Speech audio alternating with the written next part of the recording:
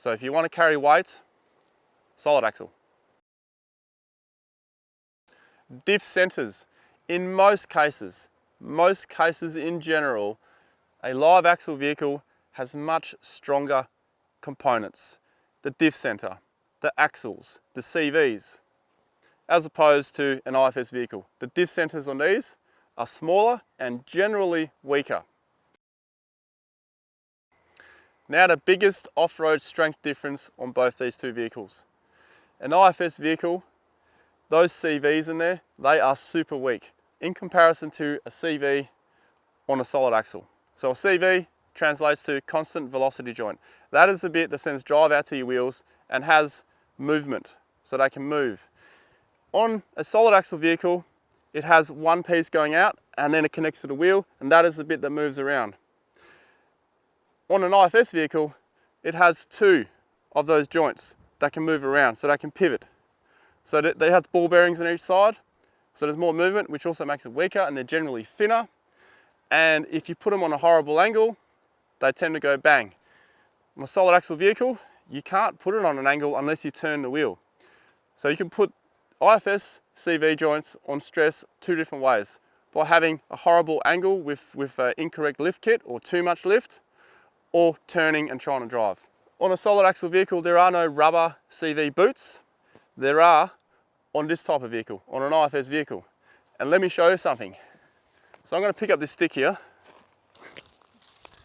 Now if I'm driving around in my Land Cruiser with a solid front diff, or a Jeep, or an old Land Rover or whatever, if I see this stick sticking up here, I don't care. I'm just going to drive into it, because that can't do anything. However, I'm not going to do it to this vehicle. Same scenario, stick comes, you're going to have to avoid it, slow down, drive around it or whatever. If you drive straight into this, this is likely to pierce through your CV boot. And once you've got a hole in your CV boot, that's when contaminants, water, that kind of stuff gets in there, messes around with all your grease, and then you got problems. So which has the better flex off-road? That one.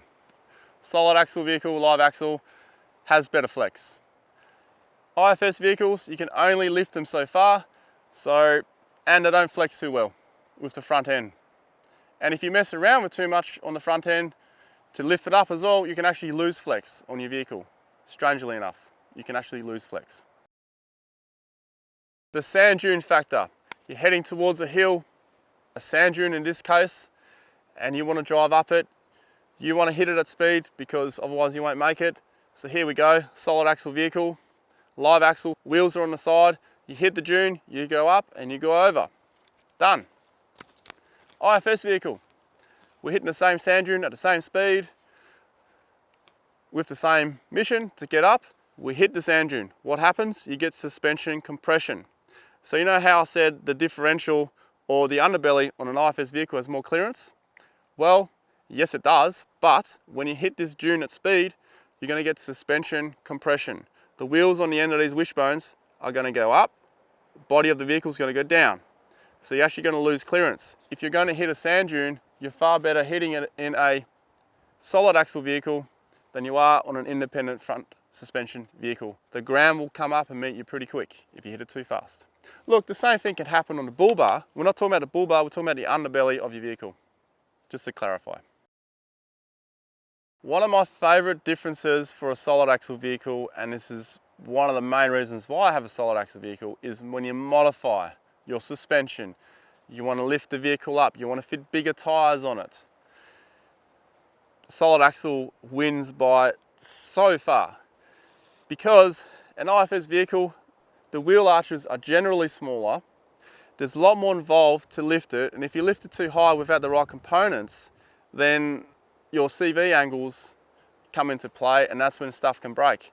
Not only to mention, you put bigger tyres on an IFS vehicle, they're constant velocity joints, the CVs, they're weaker, they're thinner, they can't really handle turning bigger wheels as well as a solid axle vehicle.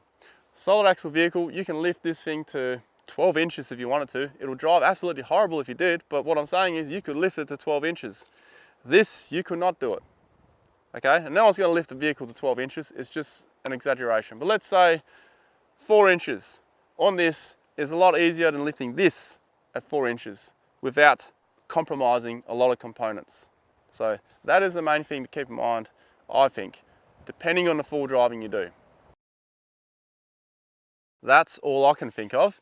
If you can think of any other reasons, put them down below. So what is best? What's best in your mind? For me, and for everyone, I think it comes down to what you want to use the car for, or the vehicle for. If you want to go into heavy modifications, carry a lot of weights, robust vehicle, remote touring, I would suggest a vehicle with a solid front and a solid rear. However, if you're not into all that crazy stuff and you just want a practical vehicle with a practical suspension lift that's still capable of going to places this thing can go to, then IFS is the way to go. Now there is a limitation for this vehicle making it to the same places as this vehicle can get to, and that is when you say overload this vehicle and you overload this vehicle, this will handle it better than the IFS vehicle. You're putting a lot of stress on all your componentry, as you are in this one as well, but this is a bit weaker. So horses for courses, what do you do?